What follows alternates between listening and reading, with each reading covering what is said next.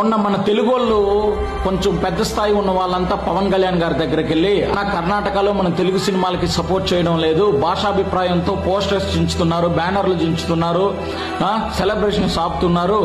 ఇప్పుడు వాళ్ళ సైడ్ నుంచి కాంతార మూవీ వస్తుంది కదా, దీన్ని మనం ఆపాలి, పర్మిషన్స్ ఇవ్వద్దనేసి పవన్ కళ్యాణ్ గారితో అన్నారంట.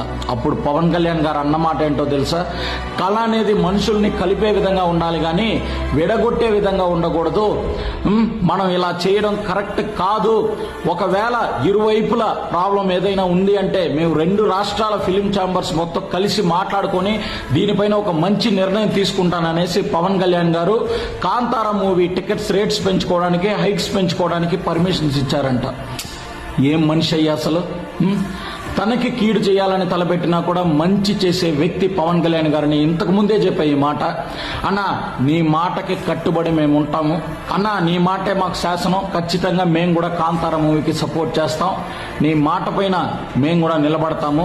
Proud to be your fan అన్న, నిజంగా హార్ట్ఫుల్ గా చెప్తున్నాను, proud to be your fan. జై పవర్ స్టార్, జై హింద్. స్పెషల్లీ మన DCM గారు పవన్ కళ్యాణ్ గారికి థ్యాంక్ యూ సో మచ్.